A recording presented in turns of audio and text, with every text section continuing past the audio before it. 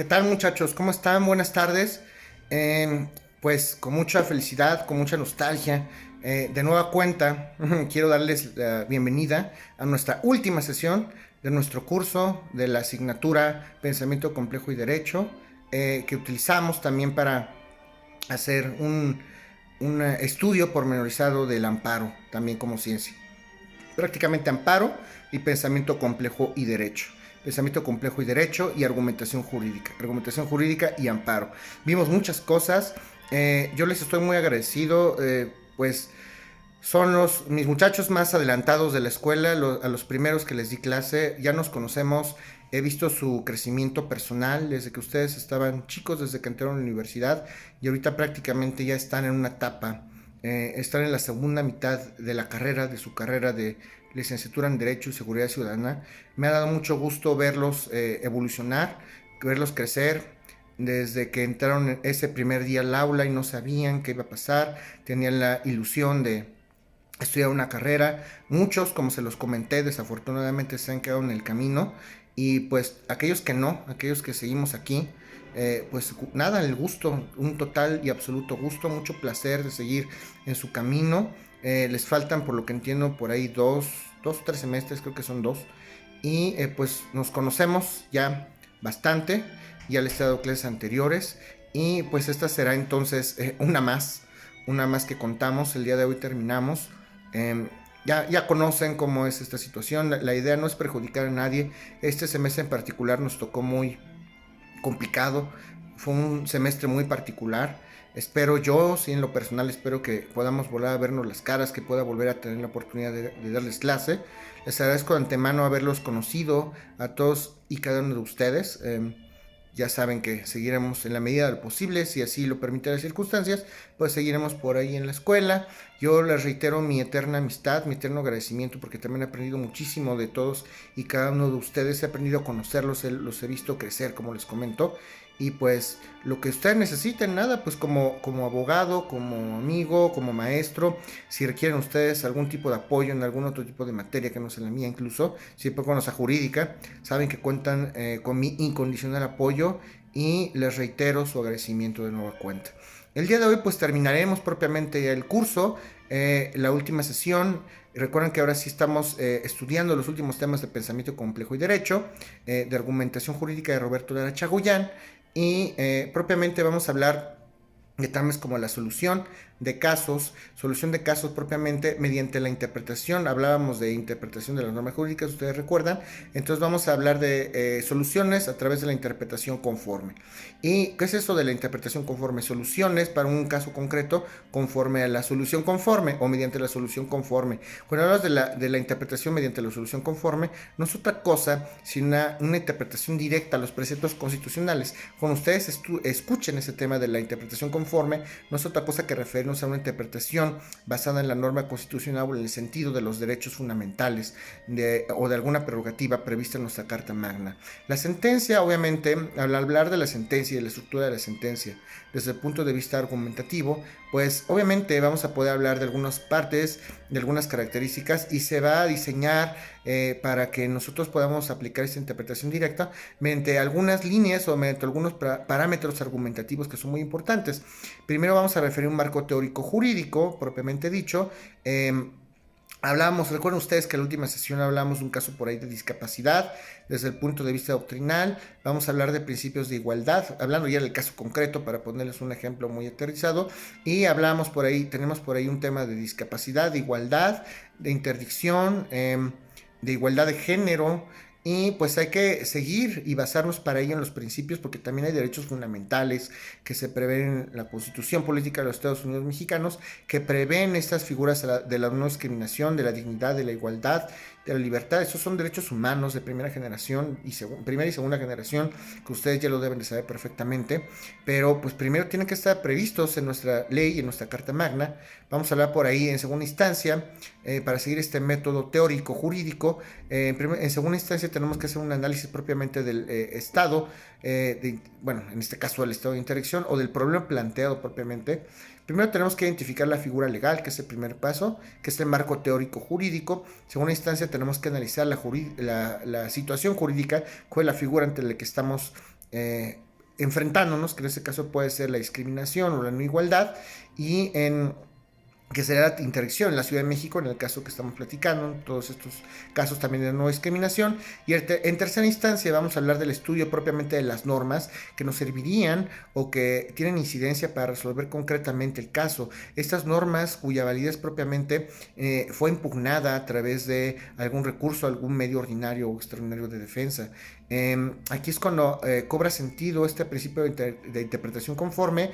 El principio de interpretación conforme, por ahí no sé si han escuchado, deben de conocerlo ya, a Héctor Fix-Zamudio, un constitucionalista muy connotado, y habla y refiere Héctor Fix-Zamudio que este principio de interpretación conforme se refiere propiamente, tiene una significancia consistente en la doctrina y la jurisprudencia desde el punto de vista armónico, y va a retomar una interpretación de acuerdo a la Constitución Política de los Estados Unidos Mexicanos. Todas las leyes se deben interpretar y significa este principio o esta forma de interpretación conforme que todas las leyes y toda la interpretación que se debe hacer desde el punto de partida o desde el punto de vista constitucional, y estoy totalmente de acuerdo porque todas las leyes emanan propiamente de la Constitución. Este es el común denominador y el fundamento básico de todos los amparos como medios de control constitucionales que se tramitan en forma de juicio. Entonces es importantísimo lo que les estoy diciendo. Todo se tiene que denunciar a la luz de la Constitución. El día de mañana, si ustedes quieren hacer una tesis respecto a algún tema jurídico, sin miedo, jóvenes, sin miedo, con base en la Constitución, es lo primero que ustedes deben de retomar. Todas nuestras leyes emanan de ahí. Y bueno, pues podemos hablar también por ahí de condiciones. ¿Cuáles son las condiciones propicias para aplicar esta interpretación conforme? Y pues primero tenemos que enunciar al enunciado.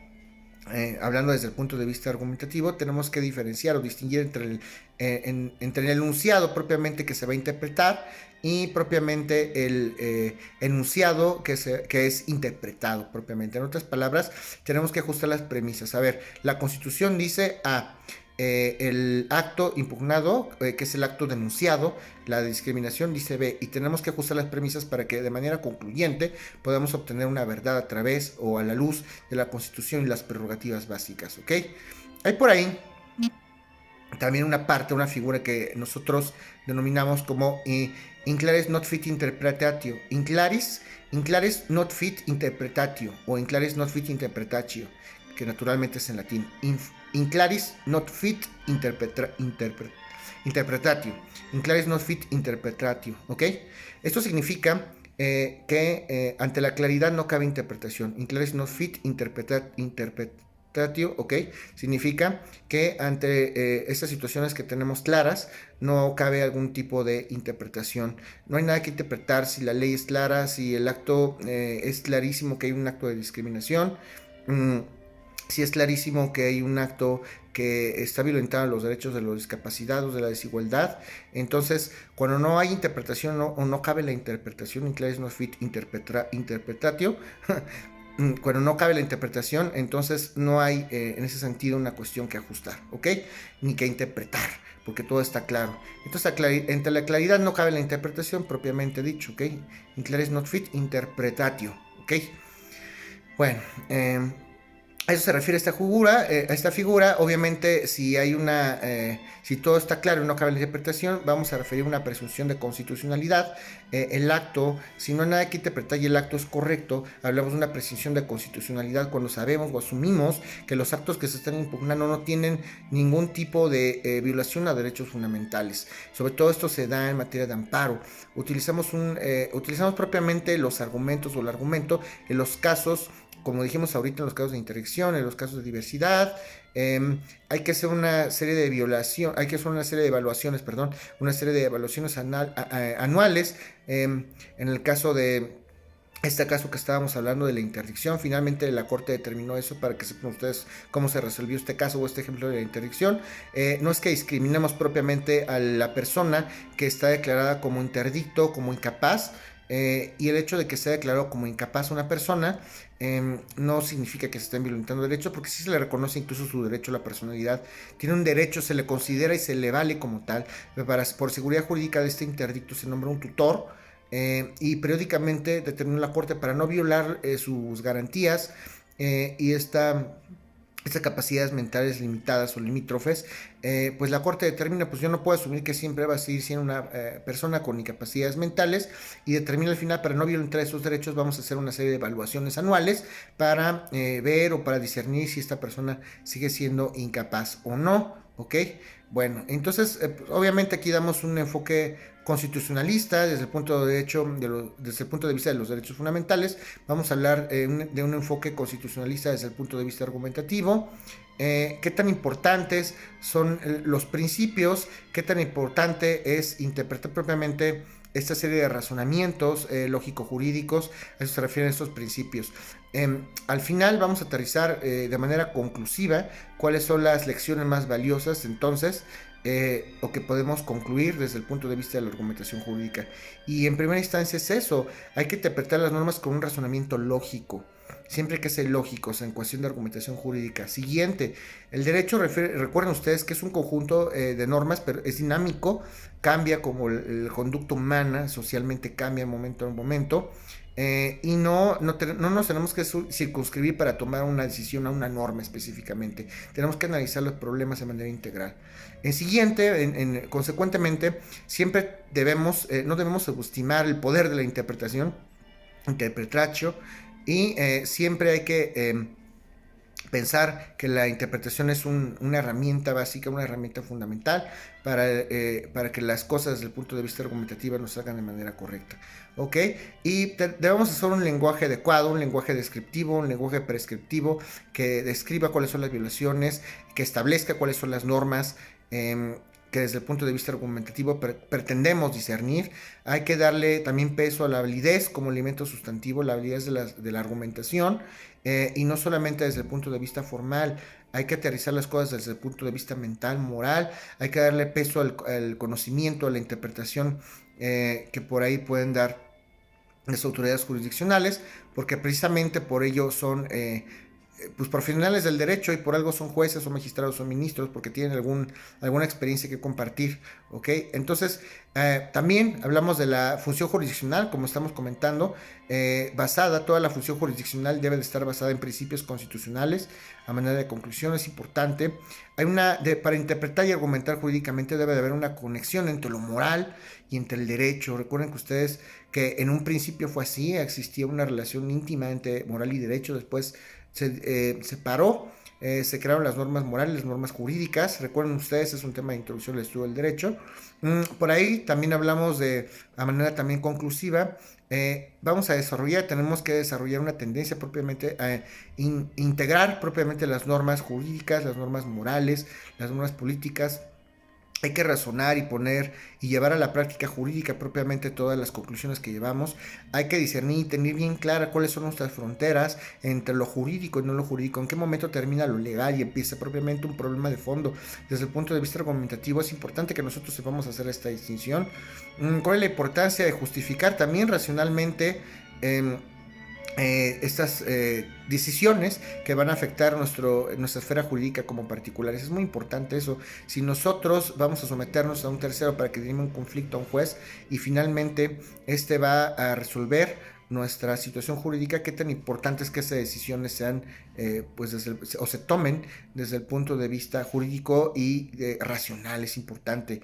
Hay que hablar también a manera de conclusión de esa convicción entre los criterios objetivos y la justificación de las decisiones propiamente que toman nuestras autoridades. También el derecho también debe de incorporar esa serie de normas morales para que al final del día pues sea una sentencia debidamente ponderada, un fallo debidamente estructurado entre lo jurídico y lo moral, ¿no?